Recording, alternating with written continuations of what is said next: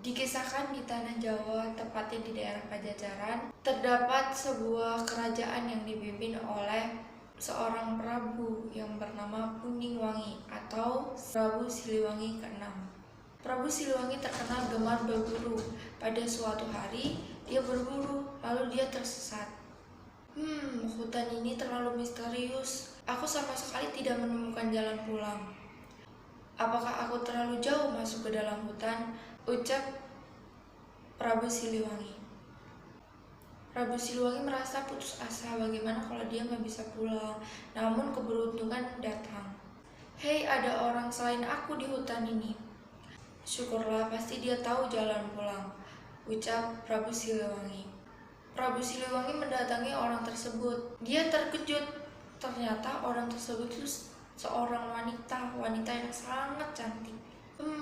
Ada wanita di tengah hutan, aneh sekali. Ada wanita di tengah hutan, aneh sekali. Namun siapa tahu dia bisa membantu aku.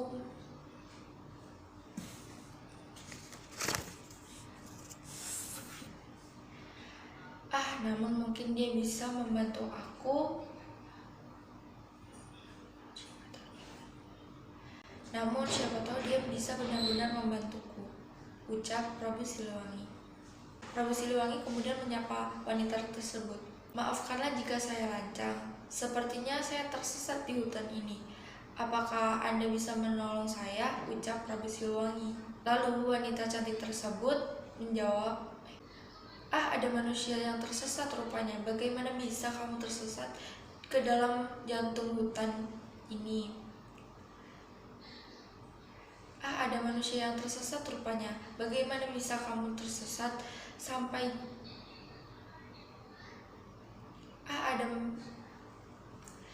ada manusia yang tersesat rupanya. Bagaimana bisa kamu tersesat sampai jauh ke dalam jantung hutan ini? Ucap wanita cantik.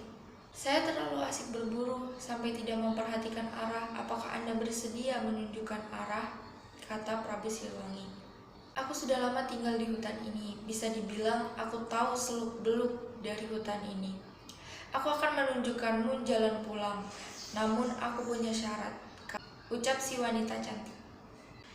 Apakah itu kalau saya boleh tahu? Ucap Prabu Siliwangi. Aku selama ini tinggal di hutan sendirian. Tinggallah beberapa hari bersamaku, maka aku akan menunjukkan jalan pulang kepadamu. Jawab si wanita cantik. Prabu merasa tidak ada ruginya dia berkorban sedikit daripada dia tidak bisa pulang sama sekali, maka dia pun menyetujui syarat tersebut. Wanita tersebut lalu mengajak Prabu Siliwangi pulang ke rumahnya. Rumahmu seperti istana kerajaan, siapakah engkau sebenarnya? Ucap Prabu Siliwangi. Lalu wanita tersebut hanya membalas dengan senyuman. Prabu Siliwangi tinggal di hutan lebih dari rencananya. Dia jatuh hati kepada wanita cantik tersebut, lalu mereka pun menikah. Istriku, aku rasa sepertinya sudah saatnya aku pulang. Kasihan rakyatku kalau ditinggal lama-lama, kata Prabu Siliwangi. Nah, terus istrinya jawab, baiklah suamiku, biarkanlah pasukanku mengantarkanmu keluar dari hutan ini. Jaga kesehatanmu. Sesekali kembalilah ke sini. Baiklah istriku, jika aku berburu, aku akan mampir lagi ke sini, ucap Prabu Siliwangi. Pasukan dari sang istri mengantarkan Prabu Siliwangi keluar dari hutan tersebut. Terus pas udah sampai di kerajaan, Prabu Siliwangi disambut baik sama rakyat. Beberapa bulan berlalu, Prabu Siliwangi sangat sibuk mengerjakan tugas-tugas yang menumpuk selama dia pergi. Pada suatu malam, Prabu Siliwangi mendengar ada suara tangisan bayi. Pas dia buka pintu kamar, dia terkejut karena dia melihat ada sosok bayi yang nangis kenceng banget. Bayi siapa ini? Siapa yang berani membawa bayi ke dalam istanaku? Kata Prabu Siliwangi. Terus kemudian Prabu berniat mengantarkan bayi tersebut ke dayang istana. Tapi ternyata ada cahaya yang sangat menyilaukan. Nah, ternyata di balik cahaya itu ada istrinya. Lalu istrinya bilang ke Prabu Siliwangi, "Selamat malam suamiku, aku akan menyampaikan hal penting kepadamu." Lalu Prabu Siliwangi menjawab, "Apakah itu istriku?" Lalu istrinya pun menjawab, "Bayi yang kau gendong itu adalah putri kita.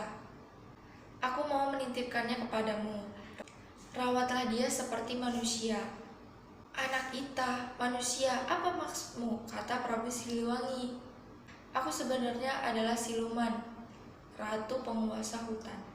Aku ingin kau membesarkannya selayaknya kaummu, manusia." Asap putih menyelimuti istrinya lagi, kemudian istrinya tersebut menghilang. Terus Prabu Siliwangi masuk ke kamar dan berjanji akan merawat putrinya dengan baik. "Sungguh bayi mungil yang cantik, akan kuberi nama kau Putri Kadita," kata Prabu Siliwangi. Beberapa tahun berlalu, Putri Kadita tumbuh menjadi wanita cantik dan sangat baik hati. Prabu Siliwangi senang karena putrinya tumbuh menjadi wanita cantik dan berhati baik. Tetapi paras cantiknya itu terkadang mengingatkannya kepada istrinya. Terus Prabu Siliwangi kan kangen. Nah, terus kadang sesekali dia pergi ke hutan. Tapi pas dia pergi ke hutan, dia nggak nemu istrinya. Terus pada suatu hari Prabu itu kepikiran, dia tuh khawatir sama nasib kerajaan karena dia nggak ada keturunan anak cowok. Siapa nanti yang mau ngurusin kerajaannya? Nah, kemudian dia minta izin sama Putri Kadita buat nikah lagi. Kemudian Putri Kadita menyetujui. Lalu Prabu Siliwangi menikah dengan Dewi Mutiara. Terus beberapa hari kemudian ada kabar baik, ternyata Dewi Mutiara hamil anak cowok. Kan kalau orang hamil itu kan nyidam kan, ada nyidamnya. Nah, terus pas itu tuh Dewi Mutiara tuh nyidam. Terus awalnya tuh diturutin terus. Nah, lama-kelamaan kok permintaannya tuh semakin aneh, kata Prabu Siliwangi. Lalu pas akhir-akhir Dewi Sartika itu minta supaya Putri Kadita dikeluarkan dari istana. Kemudian Prabu Siliwangi menolak permintaannya. Terus Dewi Sartika marah. Terus dia langsung pergi ke dukun sakti untuk mengguna-guna Putri Kadita. Terus pas Putri Kadita lagi tidur pas tengah malam, tiba-tiba ada asap bau dan tebal. Nah, Putri Kadita itu nggak merasakan bau tersebut. Nah, terus pas pagi-paginya tiba-tiba tubuh Putri Kadita itu bentol-bentol bernanah.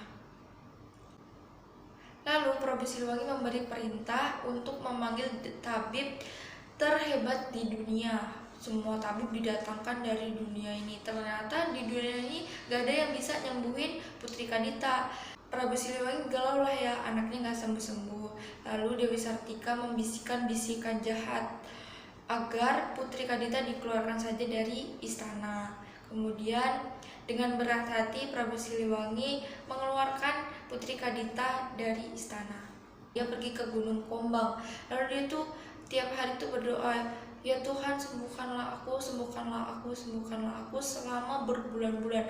Kemudian doa tersebut dijawab. Katanya pergi ke pantai selatan, pergi ke pantai selatan. Lalu Putri Kadita bingung, siapakah itu? Keluarlah, tunjukkan dirimu. Lalu suara tersebut menjawab, "Aku adalah ibumu Putri Kadita," kayak gitu. Terus habis itu entah kenapa Putri Kadita itu percaya. Langsung Putri Kadita lari sampai berhari-hari ke arah selatan. Kemudian sampailah dia ke pantai selatan. Pas di pantai selatan, suara tersebut muncul lagi. Katanya, "Ceburkanlah dirimu ke dalam laut, menyatulah dengan alam." Kemudian Putri Kadita nyebur tuh kan ke laut. Setelah dia nyebur ke laut, penyakitnya tuh hilang semua. Nah, bahkan dia menjadi lebih cantik. Dia berterima kasih kepada laut dan dia memutuskan untuk tinggal di laut dan membuat kerajaan di laut. Sejak saat itu Putri Kadita dikenal dengan Nyi Roro Kidul.